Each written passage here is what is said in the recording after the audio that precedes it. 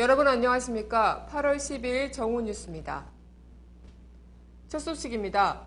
국정원 국정조사를 둘러싼 여야의 대치 전국에 정부의 세법 개정안이 새로운 쟁점으로 등장했습니다.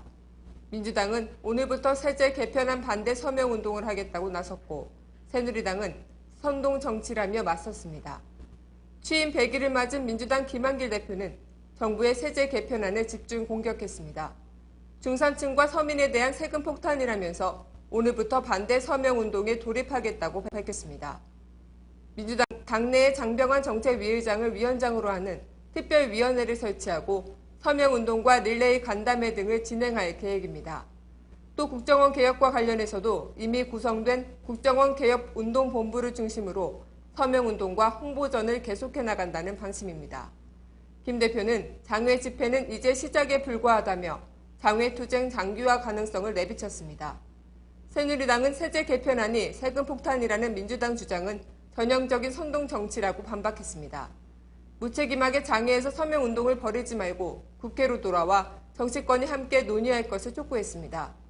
중산층 세금 폭탄 논란을 빚고 있는 정부의 세제 개편안과 관련해 박근혜 대통령은 오늘 원점에서 다시 검토해달라고 말한 것으로 알려졌습니다. 다음 소식입니다. 사상 유례없는 폭염으로 전력 수요가 연일 사상 최고치를 경신하고 있습니다. 오늘부터 내일 모레까지 블랙아웃에 대한 우려가 확산되고 있습니다. 당장 한국전력 측은 블랙아웃 가능성이 낮다고 전망하고 있으나 최악의 폭염이 지속되는 상황에서 한여름 블랙아웃의 가능성을 배제할 수는 없는 상황입니다. 어제 전력 당국에 따르면 주무부처인 산업통상자원부는 오는 12일에서 14일을 여름철 전력 수급의 최대 고비라고 내다보고 있습니다. 산업부는 절전 규제, 민간 자가발전 등 상시 수급 대책을 쓰더라도 예비력이 180만 킬로와트에 불과할 것으로 예상하고 있습니다.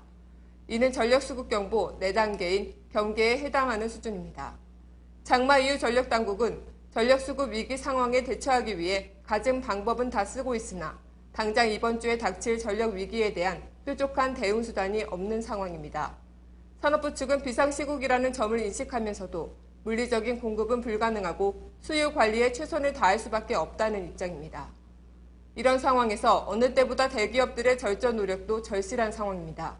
하지만 산업부가 의무 절전을 시행한 지난 5일에서 9일 5일 동안 실적을 집계한 결과 절전 이행률은 지난 겨울 29.4%에 비해 7%포인트나 낮은 것으로 나타났습니다. 산업부에 따르면 의무 절전을 위반한 대기업은 29곳이었고 이 중 9곳은 의무 절전 기간 동안 한 차례도 정부 방침을 지키지 않은 것으로 드러났습니다. 단신입니다. 김종률 전 민주당 충북도당 위원장이 오늘 새벽 5시 45분쯤 서울 한강에 투신했습니다.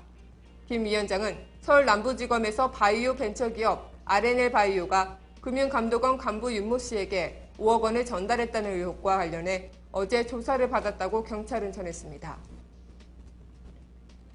서울중앙지검 전두환 일가 납추징금 특별수사팀은 오늘 오전 9시 50분께 전 씨의 처남 이창석 씨를 소환해 조사했습니다. 전 대통령의 처남이자 비자금 관리인으로 지목돼 온 이창석 씨는 전 대통령의 차남 재용 씨가 운영하는 부동산 개발회사 BLS의 대출을 위해 경기도 오산 땅 일부를 담보로 제공한 혐의로 검찰 조사를 받는 것으로 전해졌습니다.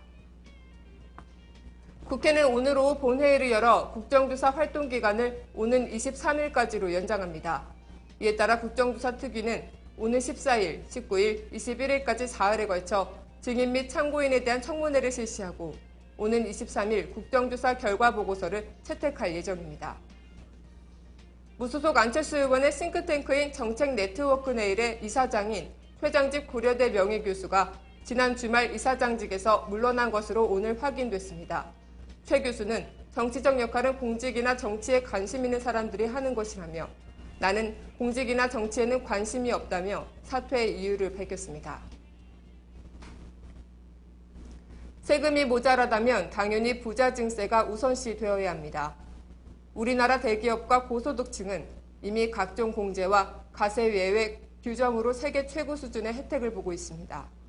반대로 한국의 노동자들은 OECD 국가들 중 전체 국민소득에서 차지하는 소득 비중이 가장 낮은 수준입니다.